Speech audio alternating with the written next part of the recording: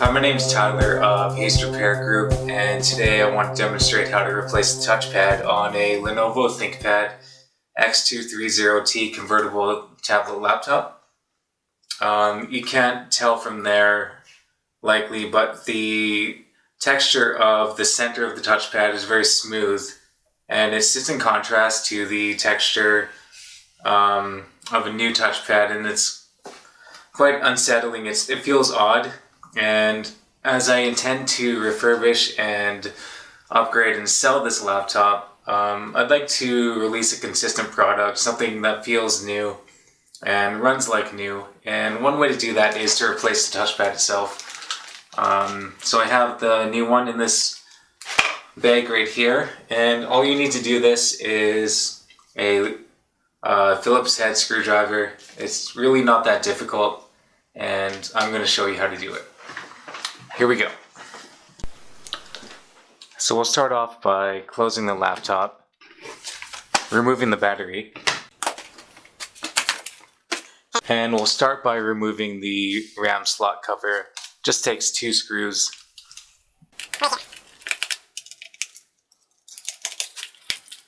Okay, and now we have 2 screws right here, and that's going to remove the keyboard.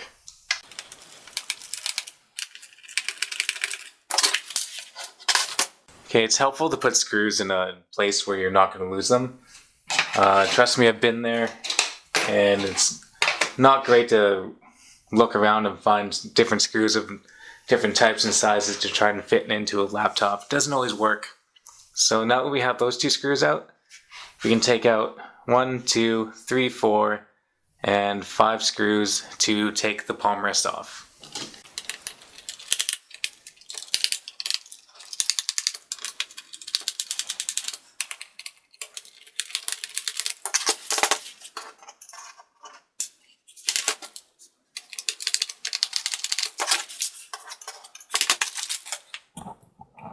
So now we'll flip the laptop over, open it back up again, and I actually made a mistake at the beginning of this video saying that all you need is a Phillips head screwdriver. It might be handy to have a small flathead screwdriver too, and that's to reach inside or underneath the keyboard between the palm rests to assist in lifting it up. And we'll remove the ribbon cable from the motherboard. We'll set it off to the side. Okay, and now it also might also be handy to have a set of tweezers to remove the ribbon cable for the touchpad from the motherboard. You just have to lift up the little tab right here. You can use the tweezers to hold onto the ribbon cable and simply pull it out. And now the palm rest should come off fairly easily. You might get a bit of resistance from the plastic bits holding it in, but just be gentle and try not to break anything. Okay, so now that we have that off, we'll clear the space.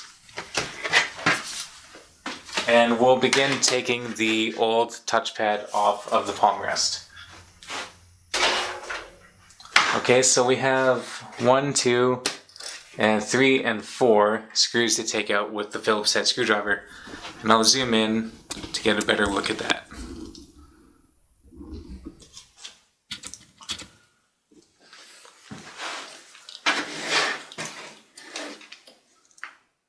All right.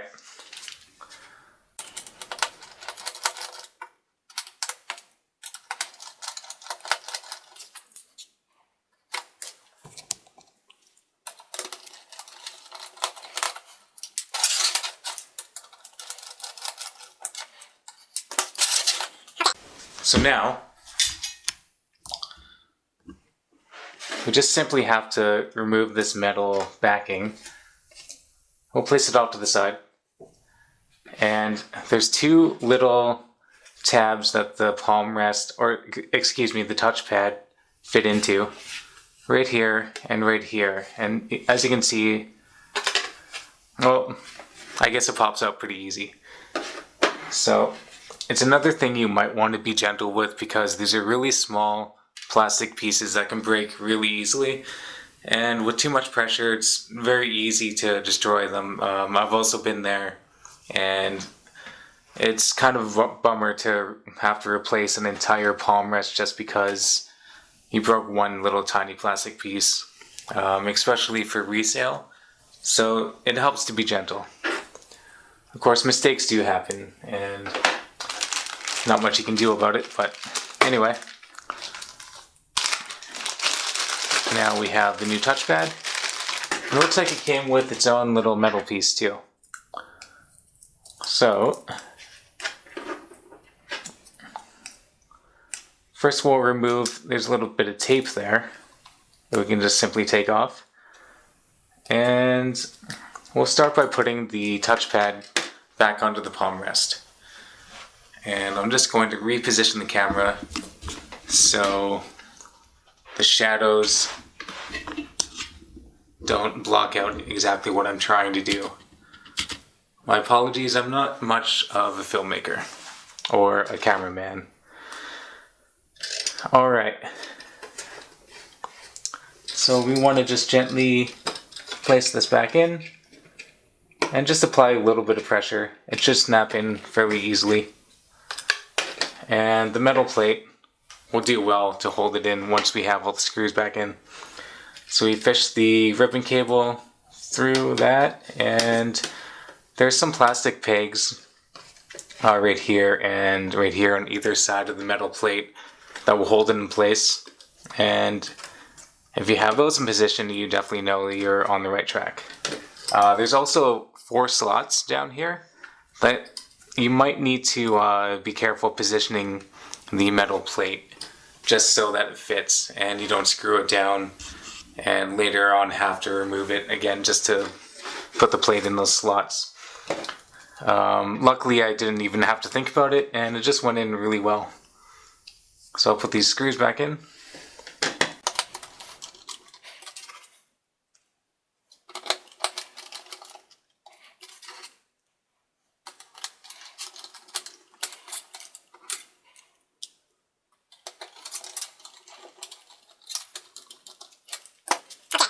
Now we're ready to put the palm rest back into the laptop.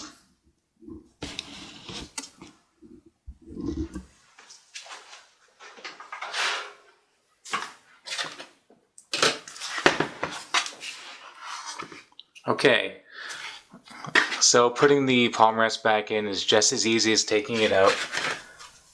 All you have to do is place it in the right position and gently press down, being mindful that you're not crushing any wires, not crushing your ribbon cable, or generally destroying what is a relatively breakable piece of plastic.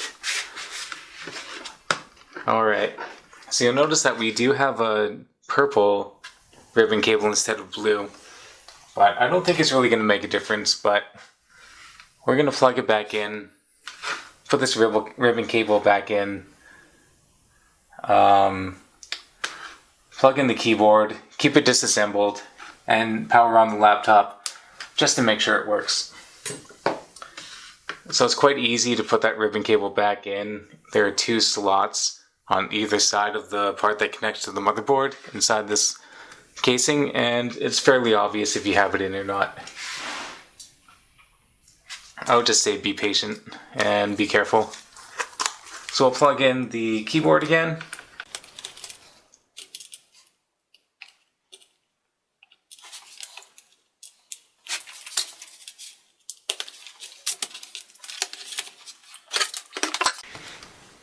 And of course we'll put the battery back in.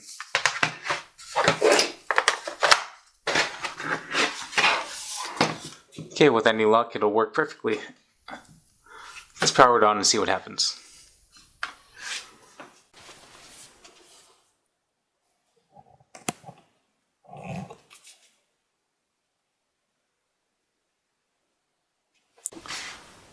Alright, as you can see we have, or as it's difficult to see, I'll zoom in here so you can see the mouse cursor on my flashing screen. I'm not very good at recording screens, as it turns out.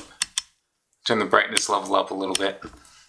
You can see the cursor is moving around. We'll hit continue, and we'll just bypass this Windows update that's trying to get me to log in with an Outlook account. So it looks like we're all good. The touch function works great. There's the right click, left click, and feels really nice. Brand new touchpad. It's awesome. That's pretty much the only testing we really have to do. It works. I'll zoom back out. Turn that brightness back down. Okay, I'll boot off, or rather shut the laptop down and take a moment to put everything back together. So to put the keyboard, well, excuse me, as always, it's good practice to remove the battery and take away any power source. Okay, so to put the keyboard back in place, after you've plugged it back into the motherboard, you just have to tilt it up like so and allow the top to fit into this area here. I'm not saying the correct word right now, but the slot. It's like a slot. And just gently push it down, and we'll flip it over, and we'll put in all the screws again.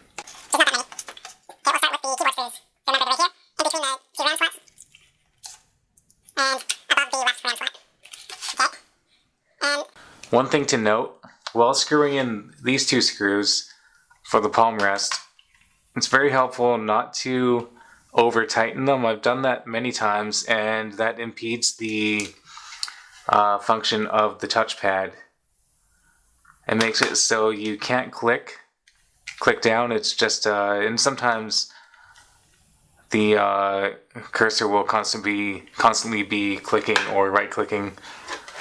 So it's one thing to take note. I do remember one time it took me a little while to troubleshoot that one before I realized the screws were just too tight. So, 3 more screws.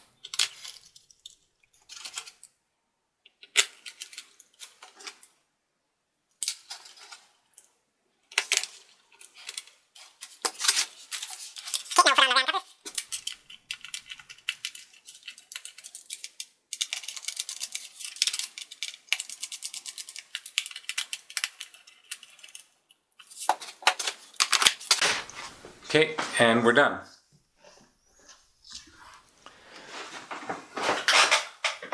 So I hope you enjoyed the process of watching me replace the touchpad on this Lenovo ThinkPad X230T.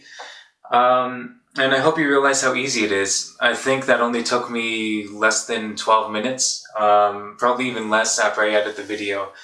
And after you've done it once or twice, it's really, really easy. So just to note, the series of ThinkPad is a pleasure to work on. The way it's designed, the way it's manufactured, the way it's engineered, it's really easy to work on. I can take the whole thing apart in less than a half hour, maybe 20 minutes. I can replace vital components without much trouble. I think it's made to be taken apart. It's made to be upgraded, and I really got to hand it to Lenovo for creating an awesome product. My one complaint would be OEM. Things like batteries and stuff are hard to source later on, but that's just the nature of older style laptops. So anyways, I hope you enjoyed this video. I hope you learned something, and if you liked it, just leave a comment below, and I'm probably going to answer it because this channel is still pretty small, and I'm just one guy trying to help out and show you how to repair stuff. Thanks for watching.